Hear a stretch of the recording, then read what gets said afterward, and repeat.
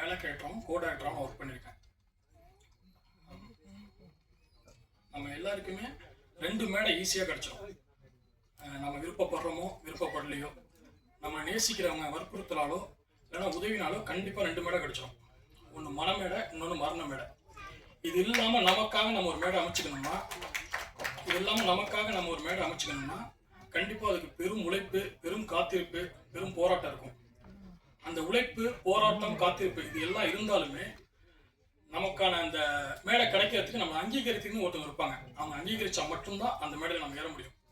அப்படி இந்த அர்ஜுனன் பேர் 10 படத்தில் டயலாக் ரைட்டராக என்னை அங்கீகரித்த இயக்குனர் ராஜ்மோகன் அவர்களுக்கும்,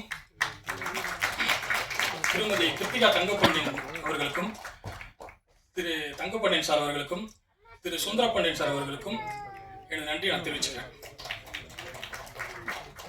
இந்த அர்ஜுனன் பேர் 10 உங்களுக்கு என்ன விதமான தாக்கத்தை ஏற்படுத்த நான் நம்புறேன்னா, நம்ம வாழ்க்கையை ஒரு 4 வரியில சுருக்கிடலாம்.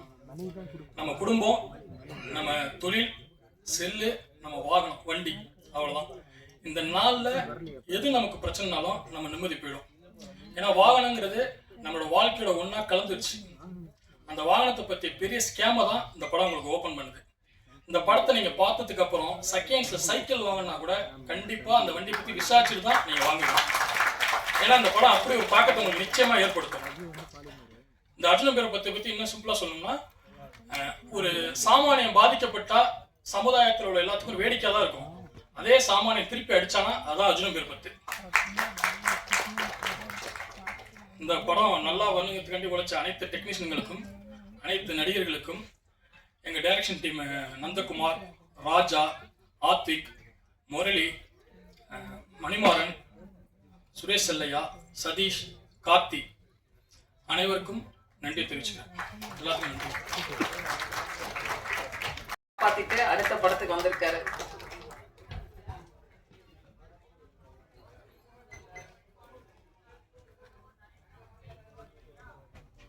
தயாரிப்பாளர் அவர்கள் இப்பொழுது சிறு மரியாதை செய்கிறார் படத்தின் கதை நாயகன் யோகி பாபு அவர்களுக்கு.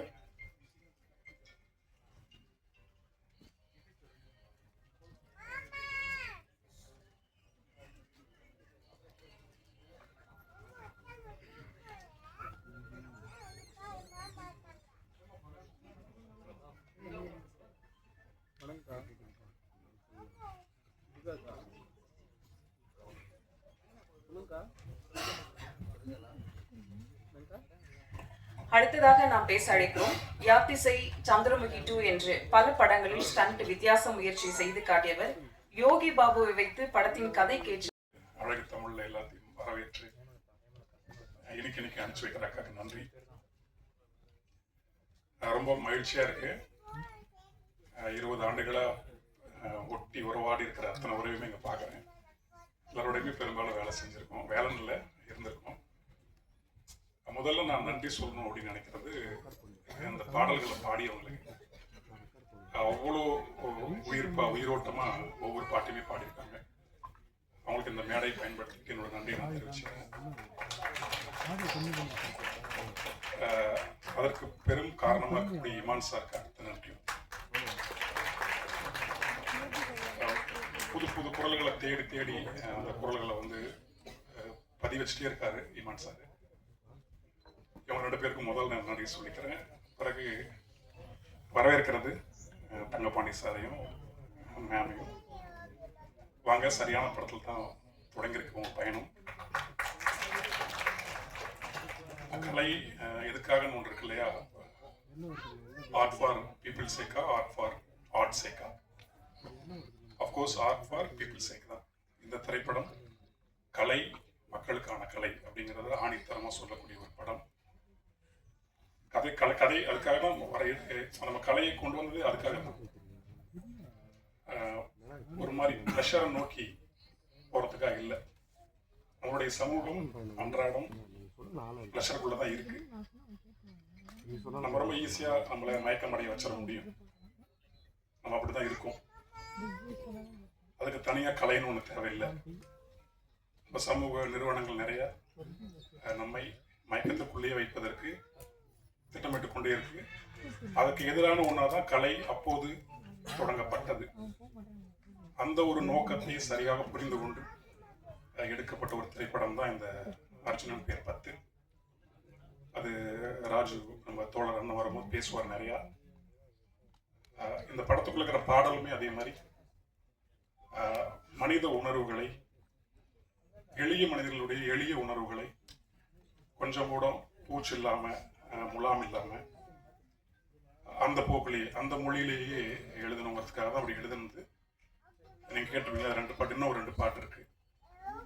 ஒரு எளிய மனிதன் எப்படியெல்லாம் ஏமாற்றப்படுகிறான், யாரால் ஏமாற்றப்படுகிறான் அப்படிங்கிறது இந்த திரைப்படம் ரொம்ப தெளிவாக காமிக்கும். அது பாடல்களுமே அதை தான் பிரதிபலிக்குது.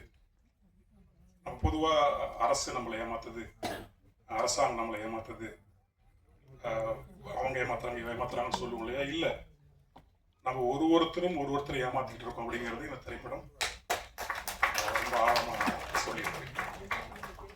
நம்ம எப்பயுமே அந்த ஒரு பாயிண்டை வச்சுக்கிட்டு நம்ம எஸ்கேபிஸ்டுக்குள்ள போயிட்டே இருக்கோம். ஏதாவது ஒரு சந்தர்ப்பம், ஏதாவது ஒரு வாய்ப்பு அமைந்தால் நம்ம எல்லாருமே ரொம்ப நேசிக்கிறவங்களை ஏமாத்திடுறோம் இல்லையா? அதை இந்த திரைப்படம் எப்படி இனிக்க ஒரு மனிதனை நம்ம ஏமாத்துறோம் அப்படிங்கிறத ரொம்ப தெளிவாக சொல்லிருக்கு ஒரு படம். அத்தனை பேருமே இந்த படத்தை பார்க்கணும். இந்த அளவில் இதோட நான் நிறுத்திக்கிறேன். வந்திருந்த அத்தனை பேருக்குமே என்னுடைய நன்றி. காளி வெங்கடண்ணா, லவ் யூண்ணா. மற்ற அத்தனை பேருக்குமே என்னோட மனமார்ந்த நன்றி. லெனின் பாரதி தான் நடிச்சுக்கிறது அண்ணன் சொன்ன மாதிரி அப்பட்டமான மனிதர் அவர். இந்த படத்தில் அவருடைய இயல்புக்கு மாறான ஒரு கதாபாத்திரம் இது. நீங்கள் பார்த்தீங்கன்னா உங்களுக்கு தெரியும்.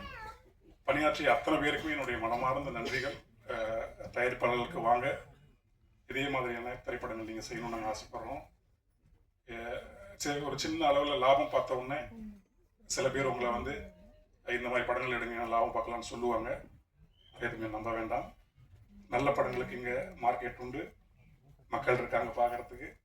மக்களுக்கான படமே நீங்கள் முடிஞ்ச வரைக்கும் எடுங்க. அதில் லாபம் தொடர்ச்சி ஏமாத்திட்டே இருக்காங்க.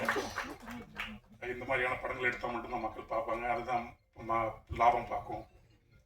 அப்படிலாம் இல்லைன்னு நினைக்கிறேன் நான். அப்படி நான் பார்க்கல யாருமே. அப்படி உங்களை ஏமாத்தினாங்க நம்பாதீங்க.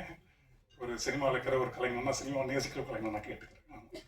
அத்தனை பேருக்கும் என்னோட மனமார்ந்த நன்றி, வாழ்த்துக்கள். ராஜு, சரி.